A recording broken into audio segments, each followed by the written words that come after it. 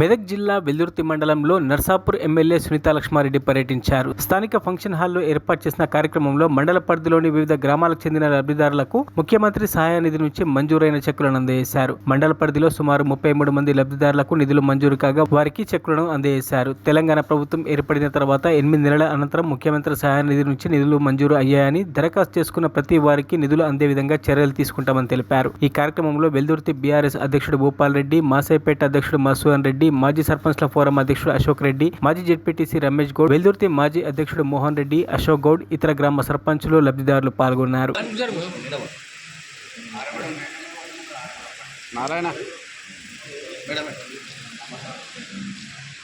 Satyanarayana madam madam madam Bhaskar Rajaiah అప్పులేరాపు షేరిలా madam madam Mahesh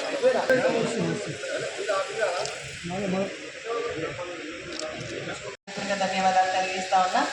ఈరోజు మన సీఎం రిలీఫ్ ఫండ్కి సంబంధించినటువంటి చెక్కుల పంపిణీ కార్యక్రమానికి మనం ఇక్కడికి రావడం జరిగింది.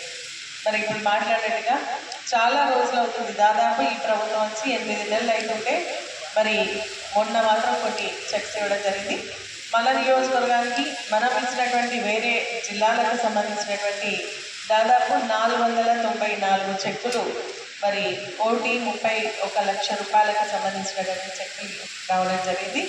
మరి చాలామంది మీరు అన్నట్టుగా చాలామందికి ఏంటంటే మేము అంతకుముందు ఇచ్చినాం, గత ప్రభుత్వంలో మేము ఇవ్వడం జరిగింది, మాకు చెక్కులు రాలేవని చెప్పేసి ఇప్పుడు మాట్లాడేటువంటి వ్యక్తులు కూడా చెప్పడం జరిగింది. వాస్తవం అది లాస్ట్ టైం అంటే మనం ఇచ్చినటువంటి గత ప్రభుత్వంలో మనం ఏవైతే దరఖాస్తులు ఇచ్చుకోవడం జరిగిందో వాటన్నిటి కూడా మెల్లమెల్లగా ఎంక్వైరీ పంపించేసి మరి ఇస్తామని చెప్పేసి చెప్పడం జరిగింది. మేము ఇంతకుముందు గౌరవ ముఖ్యమంత్రి గారిని కలిసినప్పుడు కూడా ఈ విషయం ప్రస్తావించినప్పుడు వాటిని ప్రత్యేకంగా మరి ఎంక్వైరీ చేయించి ఇస్తామని చెప్పేసి చెప్పడం జరిగింది. ఎవరు కూడా చింతపడాల్సినటువంటి అవసరం లేదు. ఇప్పుడు కొన్ని చెక్స్ రావడం జరిగింది, ఇంకా కూడా రావాల్సినటువంటి చాలా చెక్స్ ఇంకా పెండింగ్ ఉన్నాయి. అవన్నీ కూడా మెల్లమెల్లగా ఎంక్వైరీ చేసుకుని రావడం జరుగుతుంది. నేను కూడా మరి మేమందరం కూడా మరి ప్రత్యేకంగా ఎవరికైతే రాలేదో వాటిని మనం ఇచ్చినటువంటి దరఖాస్తులు బేస్ చేసుకొని ఎంక్వైరీ చేయించి అవి వచ్చే విధంగా మేము ప్రయత్నం చేస్తామని చెప్పేసి కూడా తెలియజేస్తా ఉన్నా. ఇచ్చిన ప్రతి దరఖాస్తు తప్పకుండా మనకు చెక్ వస్తుంది ఎంతో కొంత.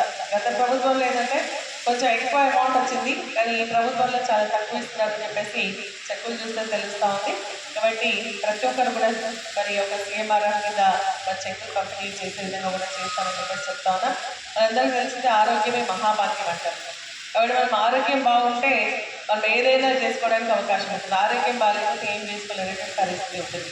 కాబట్టి మనం ఆరోగ్యంగా ఉండే విధంగా మనందరం కూడా తగు జాగ్రత్తలు తీసుకోవాల్సినటువంటి అవసరం ఉంది.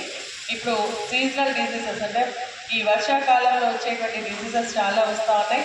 ప్రత్యేకంగా వైరల్ ఫీవర్స్ వస్తున్నాయి. తర్వాత డెంగ్యూలో కూడా 2-3 రకాల డెంగ్యూ వ్యాధులు వస్తూ ఉన్నాయి. విరోచనాలు, వామిటింగ్స్ వచ్చేటువంటి కార్యక్రమాలు అటువంటి డిసీజెస్ కూడా ఇప్పుడు రావడం జరుగుతుంది. కాబట్టి మనము శుభ్రంగా ఉంటూ మన పరిసరాలను కూడా శుభ్రంగా ఉంచుకున్నట్టయితే వీటికి దూరంగా ఉండడానికి అవకాశం ఉంటుంది.